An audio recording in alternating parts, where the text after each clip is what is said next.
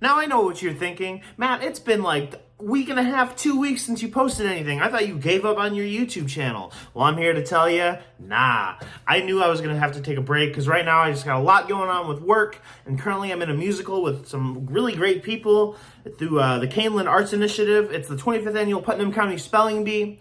Show goes up December 8th, 9th, 10th, and 11th, 2 p.m. on the 11th. That's the Sunday. But hey, I'm coming back. I said I was going to get this review out, so here I am. I watched Enchanted and Disenchanted, and I have just a few thoughts.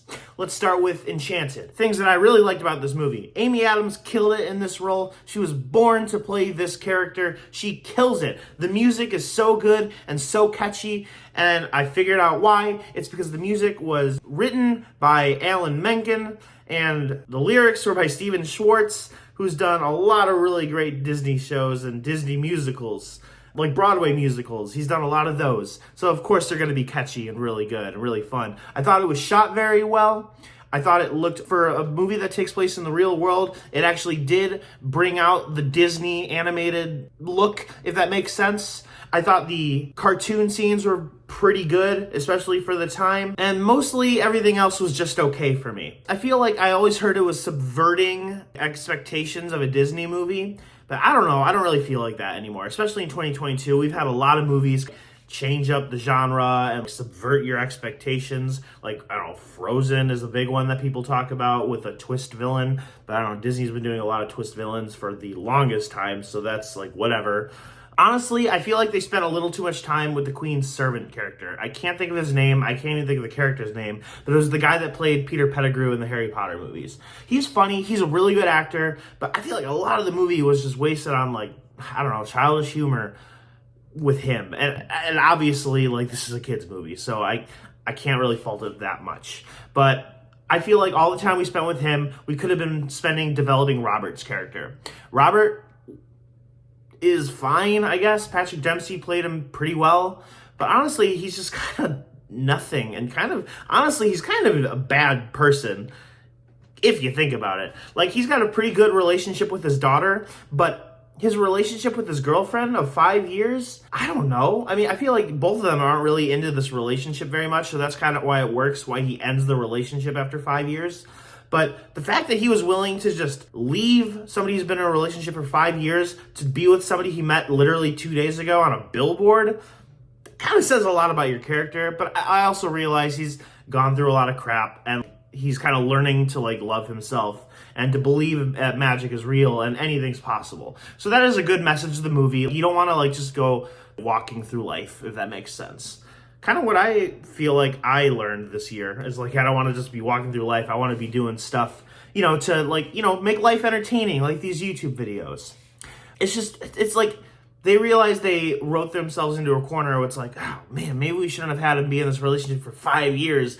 She's going to be pissed about him just leaving her, dumping her for this, and from her point of view, this potentially crazy person. So obviously they had to set her up, Idina Menzel's character, with the prince's character, just so she could be like, yeah, it's fine. This relationship wasn't good enough.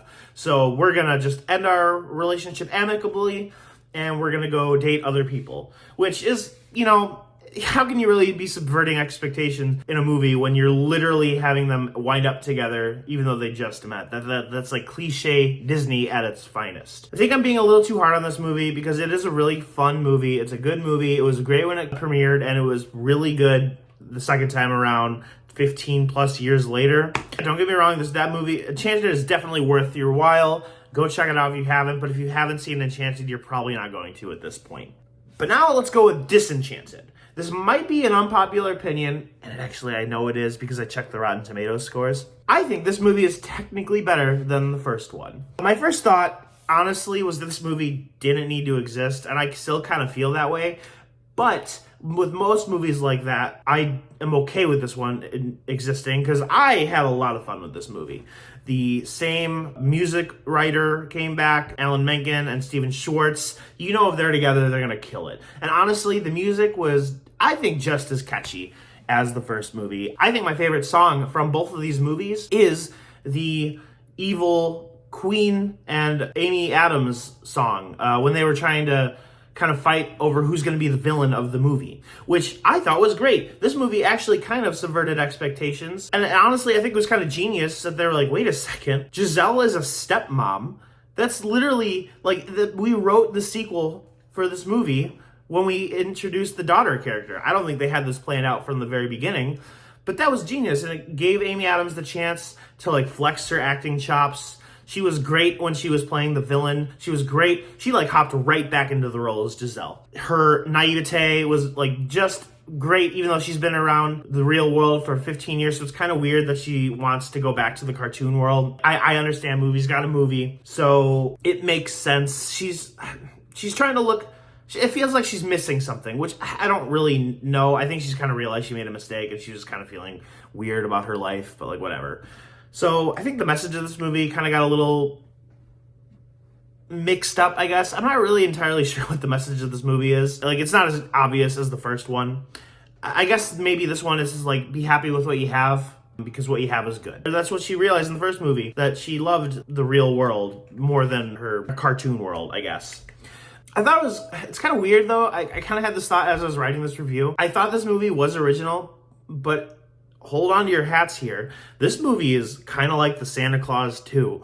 There's an evil version of the main character trying to take over. There's the kid from the first movie who believes in magic, who kind of becomes kind of a brat, and they have to learn a lesson not to be a brat, but also they kind of stop that because of the magic spell. I don't know. The more I talk about this movie, the more I think maybe it's not as good as the first one. I guess I'm just trying to be contrarian now, because I actually I still really liked this movie. But my biggest problem is, just like in the first movie, they did nothing with Robert's character. They literally were like, I have nothing to do with this character, so we're just going to let him run around the town doing literally nothing. He kind of came into the last 20 minutes to help, I guess, progress the plot a little, but man, they really don't know how to write for him. So I kind of felt bad for Patrick Dempsey. He had literally less to do this movie than he did in the first movie. But that was kind of smart that they were focusing on Giselle and her technically stepdaughter's relationship. So I thought that was kind of a nice change of pace. But the one thing this movie absolutely had going for it was the acting was phenomenal. Amy Adams knows this character. She knows what she's doing. She really did very well as the villain of the movie, too. And you know what? Honestly, I'm going to spoil the movie a little bit. I don't really care. She technically wins as the villain. But, like, because of what the characters do to try and help her, it kind of helps their cause. She wins. She just kind of gets tricked into doing what they wanted her to do, essentially. And honestly, I hate movies like this that take place in the real world and you an animated character. Like, I thought the chipmunk was going to be annoying as hell.